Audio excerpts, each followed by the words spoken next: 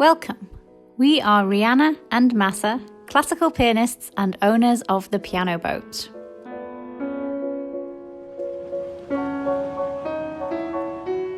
Join us as we cruise the English waterways, making music along the way.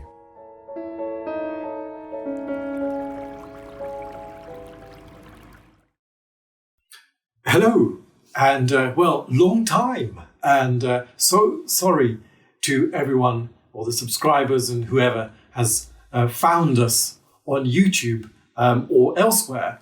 We've sort of gone a bit silent after the first 5 videos.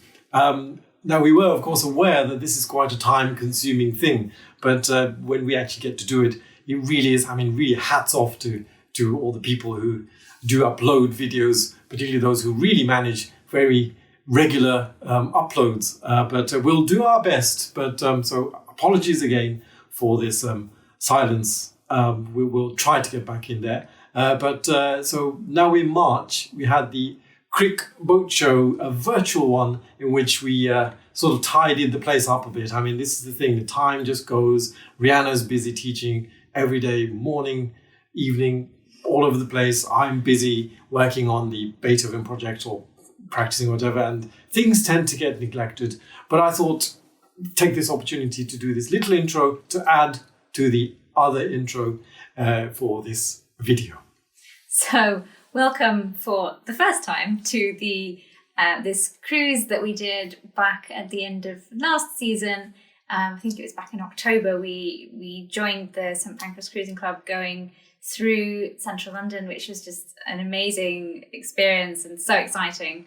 And then so we filmed that, and then I think it was maybe in December we got around to sort of compiling the video, and now here we are in March thinking, yeah, we should really do something about that. So it's going to be in 2 parts, and so we'll just hopefully share that with you as soon as possible. And then I know a lot of people have asked us about doing a tour, so that is the next thing on the cards, and we will get to show you the whole of the boat, which we feel like we're getting quite good at doing now, because with this virtual Crick, we showed people through the boat and answered questions, and obviously on YouTube it won't be live, but of course if you do have any questions, or if you have anything that you would specifically like to see, then let us know now and we can make sure that we do include it. So thank you so much to everybody who has been subscribing over the last few months. As Masa said, I know we've been a bit less organised perhaps with the videos. It is really hard actually. It's surprising. It's just a surprising amount of work, and absolutely full of respect for people who do it on a weekly basis. That's just, I don't know how, really. It's incredible. But we will try and be better. And thank you for coming on this journey with us. And we hope to see you in the next one.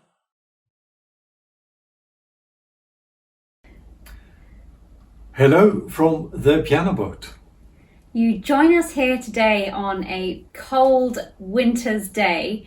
It is frosty outside, and we've been quite amused to see that we've actually got frost on the roof of the boat, which is actually pretty reassuring, because that means that it must be pretty well insulated, because we are not sitting here in our coats and scarves. So it was very impressive to see that we actually have the roof covered in frost, and yet inside is nice. At the moment, of course, we are in lockdown again, so no cruising for us at all. But we do have some more cruises to share with you, because back in October, we were thrilled and absolutely delighted to be part of the celebrations for the 200th anniversary of the Regent's Canal. This came about as we are members of the St Pancras Cruising Club, so we joined the flotilla of boats going through central London. And Masa will tell you a little bit more about it, because he was basically solo cruising a lot of the time. But well, the main event, the actual going through central London, it's a fantastically. This is what really started off this whole thing, I think. I might have mentioned in another video, back in 2011, I joined Alex and Jenny's sort of a day trip with 3-course meal through central London, and they showed me places and the back scene of London that I'd never seen Camden Town, King's Cross, all these amazing, and going past the A40. It was very different to the greeneries and the canals and all that, but it was very eye-opening. It was very interesting, and the history of the canals. Alex Noons was the chairman of the London Canal Museum at the time, I think, or possibly he had retired by then. But he took me to the museum, and I had a thorough tour of what it's all about, and the memory before this. I mean, we'll do an origin video at some point, but the memory of my experience of the canals before that was probably a birthday party in Camden Town, just going around. So it was quite eye-opening at that time to really learn about the history and the heritage all together. But all this going through central London was a special thing for me. So when it came about that we could potentially join the flotilla, I was quite excited. But the thing is, of course, this happens in central London, and we're in Harefield, which is only West London. It's not far at all by car or public transport. But you may as well walk it. By boat. It did take a full week for me to leave here and come back. And Rhiana was teaching quite a lot. And I had a lot more flexibility, I suppose. So I took the boat out and Rhiana joined halfway. Yeah, so I joined after the first couple of days, I think. So what we are exploring again today is really the first few days of the cruise, getting into central London and just kind of seeing the canal from a different perspective, really, because this is not a journey that we'd done before, and we were pretty excited to be able to do this so soon as boat owners, because we thought we will go through central London at some point, but we didn't quite realise that it would be so early on, I don't think. So that was really exciting to have that opportunity and to kind of be one of those boaters that goes through Camden Lock with everyone staring at them. In our case, it took a full 3 days or thereabouts. 2.5 days to actually get it was a long time. from here to Little Venice, taking our time, but also each bridge, every time there's a bridge, I had to slow down a lot, because whereas the narrow boats, I would be able to more or less center the vessel and just go straight through the middle. But here, I had to slow down for every time there's a bridge, and there are naturally a lot of them.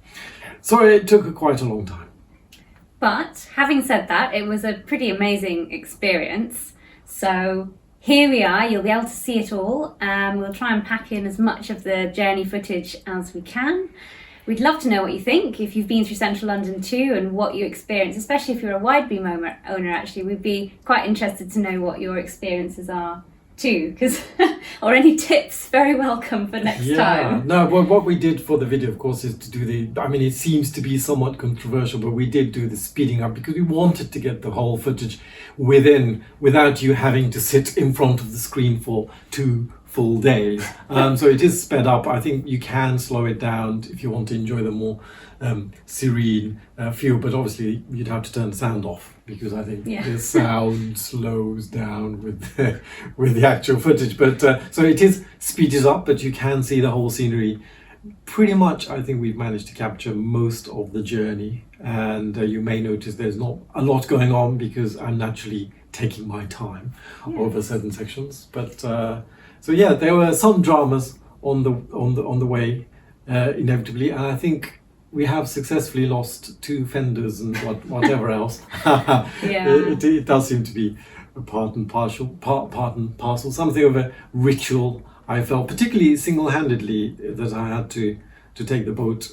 Did I actually go into central London all the way? Actually, I think I joined you in Camden. In Camden, which would mean that it was single-handedly up to Little Venice from Harefield, which was something of a trial. It's quite a long way. But a useful learning curve altogether. But there we go. As always, thank you for joining us, and come with us as we journey into London. It was about 3 o'clock in the afternoon when I prepared the boat to set off. The pram cover had to be brought down so that I could cruise under the bridges. The manoeuvre of leaving the marina always takes a little while. Fortunately, we are moored near the entrance to the marina, but the process of reversing out and slowly turning round with a boat this size usually takes about half an hour in total. I do like to take time over the process. It does feel like a grand cruise ship leaving a huge port.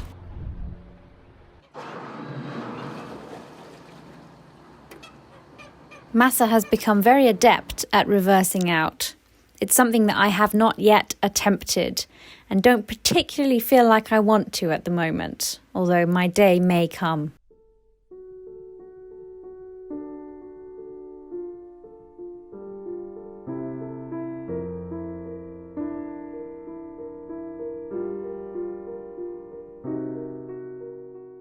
The moment when the bow faces the canal straight.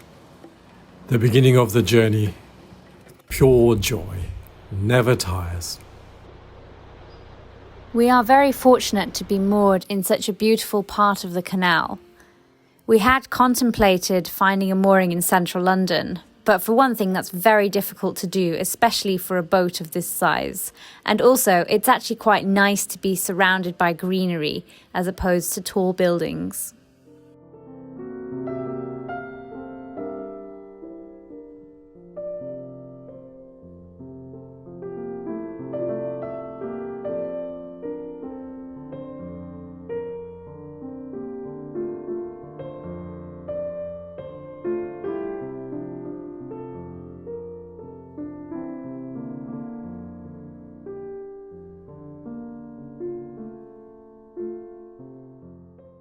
We are situated within the Colne Valley Regional Park, which means that on one side we have the canal and on the other a series of reservoirs.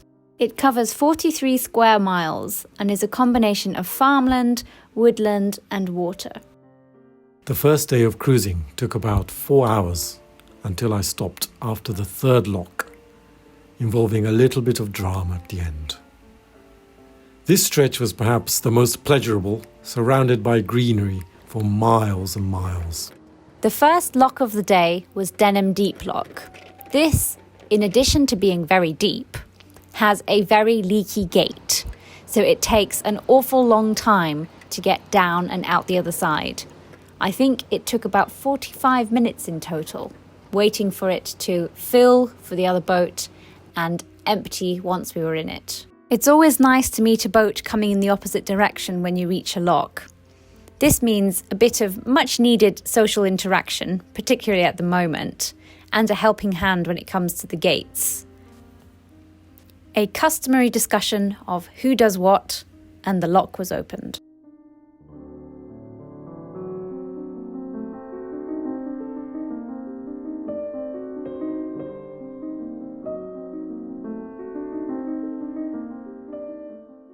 When we were first looking at cruising routes for when we can have guests on board, we first went in this direction, but soon discovered that there wasn't going to be a turning point until after this lock. So it took us about 3 hours in one direction before we were able to turn round again. Probably a bit too long for an afternoon.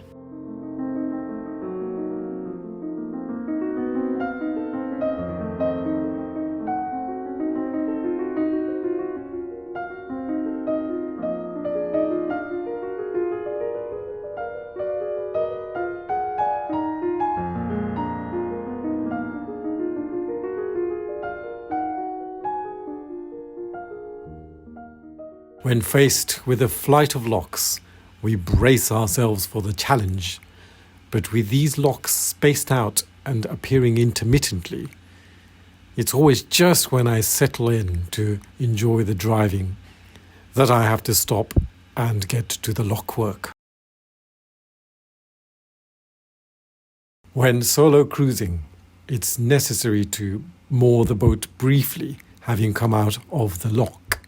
It does take that extra time to tie up to make sure that the boat doesn't go anywhere. And there's a little weir that comes out from the right here, so it was particularly scary. This is so that you can close the gates after descending or ascending to preserve water and make it easier for other boaters. There's a very useful website, Canal Plan AC, that I always used to roughly calculate the amount of time it would take from one place to another, I found that with this extra wide berth, it doesn't quite work to go as fast as I would have done in a narrow boat passing all the moored boats. Throughout the long stretch of this Grand Union, naturally there are a lot of moored boats on both sides quite often of the canal, and so I had to take an extra time to make sure that I don't disturb the moored boats. Approaching the third lock, it was already getting quite late in the evening, but Masa's cruising came to an abrupt end. Although we have already done a number of locks on this boat, all the way down from Watford, one thing that escaped me was the fender at the bow was actually higher than at the top of the gate. This was new to me, possibly because this boat has a slightly higher gunnel, and it's possible that the water level was on the high side. When going down locks, it's very important to keep the boat towards the front of the gates, as when the water level goes down, we don't want the boat's propeller and the steering to be caught on the sill as the boat goes down. On this occasion, having not realized that the fender was actually above the top of the gate, I realized that the fender was sitting neatly on top and refusing to go down. I tried pushing the boat all the way back, but on hindsight, of course, perhaps I should have quickly stopped the flow of the water by closing the paddles. This normally takes time, and it may well have been a bit too late anyway. But as a result, the chain that was holding the fender, one side of it, broke loose. I didn't lose anything, but it came as quite a shock to hear this sound.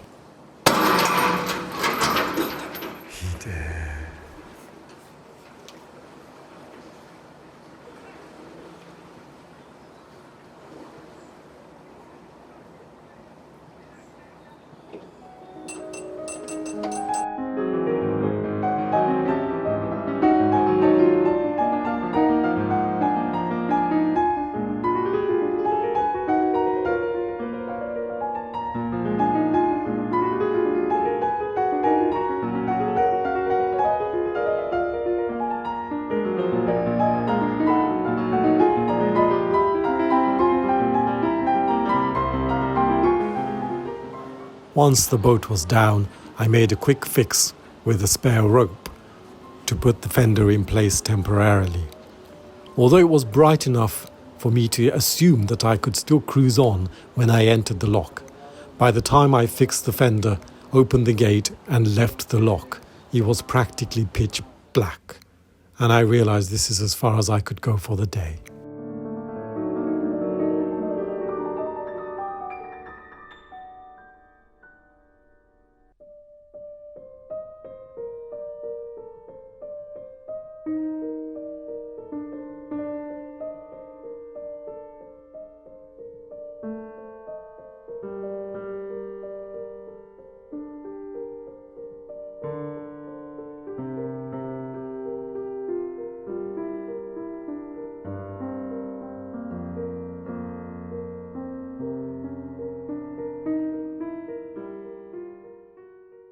Join us next week as we continue our cruise into central London, are reunited, hold up the entire flotilla, They got there at 3:30. and finally make our grand entrance to Limehouse Marina.